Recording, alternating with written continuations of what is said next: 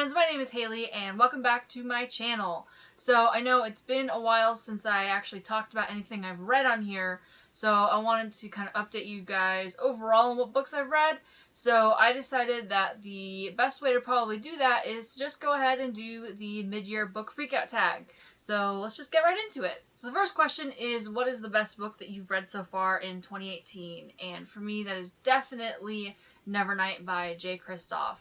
That book actually kind of surprised me because when I went into reading this book, I didn't really think I was going to like it that much because I'm not a huge fan of assassins, or at least I thought I wasn't. So I was just like, every time I picked it up, I was drawn to the cover because it's so beautiful. But I was like, it's about an assassin though? I don't know. But I never realized it was about an assassin school and this really, really badass character. And Allie from Hardback Hoarder, I read her review of it, and she really sold that book to me because she addressed that a lot of people think that the language is a little bit too flowery, but she said it didn't bother her, and she thought it worked well with the book.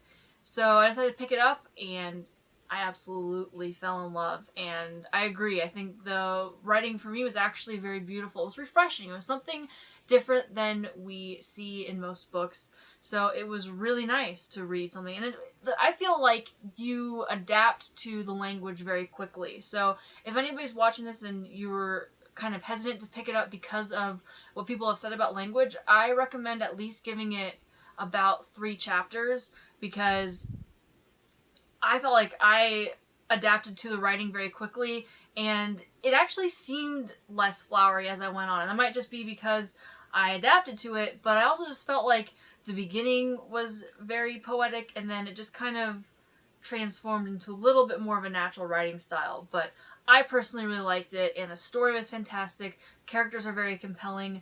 I actually started having nightmares about people getting murdered and stuff, so I haven't picked up God's Grave yet, but in another month or 2 I probably will, because I'm dying to read that book. Number 2 is the best sequel you've read so far, and this doesn't quite count as a sequel, but it's a spin-off, but I'm going to count that because I actually haven't really read any actual sequels other than Crooked Kingdom, and that was a big pile of disappointment. So the best sequel for me this year was Leah on the Offbeat by Becky Albertalli.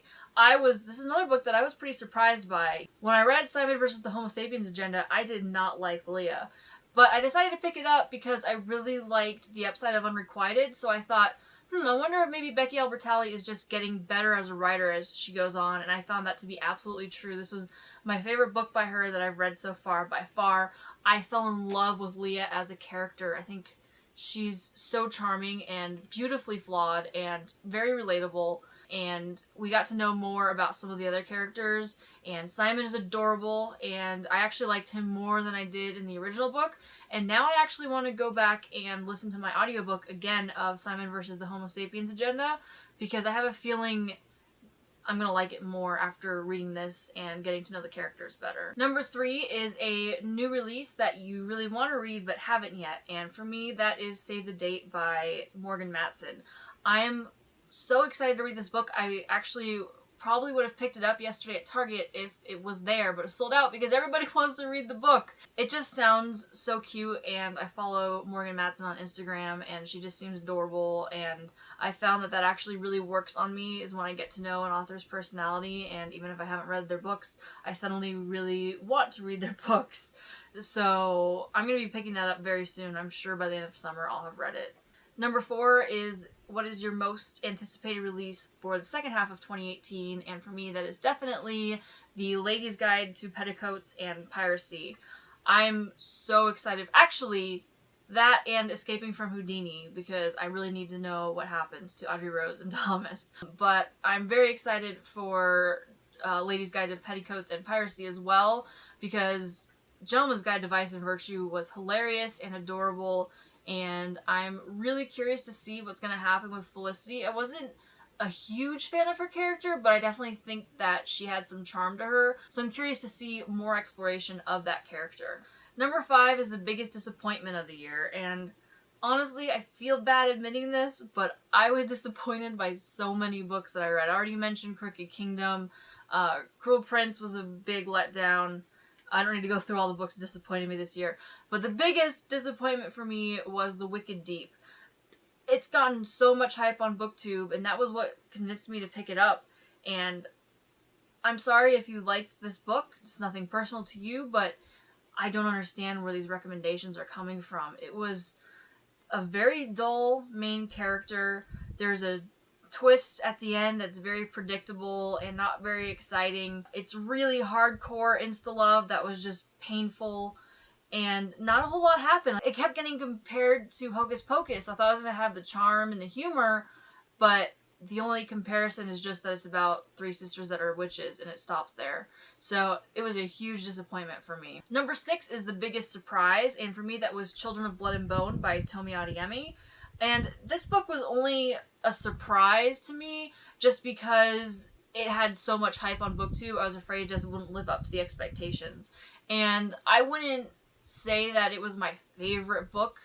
And I gave it about like a 4.5, because I did feel like it dragged a bit in the middle, but the beginning and the end were so exciting, and I was really drawn into it. And by the end of the book, it was one of those ones where I'm like, I need to know what happens next. I have a feeling that I will like the sequel better than I liked the first book, because by the end of it, I cared about the characters. In the middle, I kind of felt like they were a little bit generic, but that third act of that book was so good, so well done. So I'm really excited to see what happens next, and yeah, it just exceeded my expectations just because I kind of lowered my standards just because it was being hyped so much. That's all that was about. Number 7 is your favorite new author, and that is definitely Jay Kristoff. I already talked a little bit about his writing earlier, and I mean, that's all there is to it, is just that he really impressed me with his language.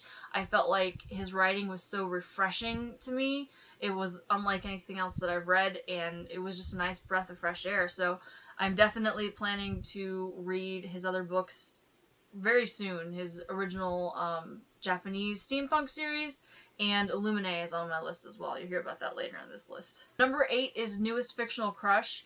I don't get a ton of fictional crushes anymore. My last huge one was Rhysand, which, can you blame me? But I guess the closest thing to a fictional crush is Trick from Nevernight. I know Nevernight's just all over this tag, but I really like that book. I'm gonna say I don't know if he's necessarily a fictional crush for me, but he's just the closest. I really liked the character.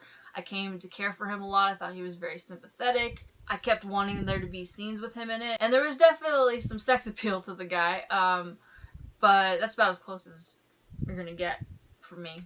9 is your newest favorite character, and I'm going to go back to another book that I already talked about, and that's Leah Burke from Leah on the Offbeat. She was just so relatable.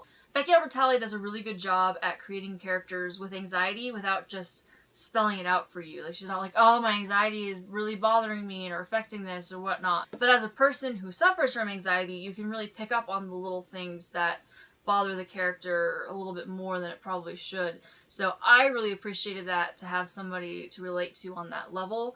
I think she's wonderfully flawed, that, you know, she makes a lot of mistakes and she admits that she can be a jerk to her friends, but she's trying to be a good person. There's nothing bad about her. She just can't help how she reacts sometimes. And I think everybody goes through that every now and then. She's not a perfect person, and she doesn't try to be, and she doesn't try to hide who she is. And it was very beautiful to read. I just loved how real she felt.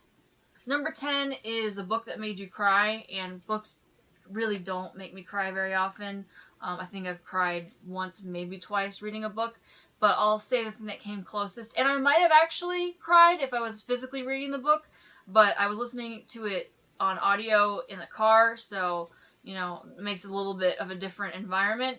And that book was The Final Empire by Brandon Sanderson, the first book in the Mistborn trilogy. I can't say what made me cry because it's a huge spoiler, but if you have already read the book, you probably know what I'm talking about, and it was very, very sad. Number 11 is a book that made you happy, and again, Leah on the Offbeat. I really was trying to make this list more of a variety of books, but the problem is that I was disappointed by so many books that there's only a small margin that I could choose from for books that really I enjoyed.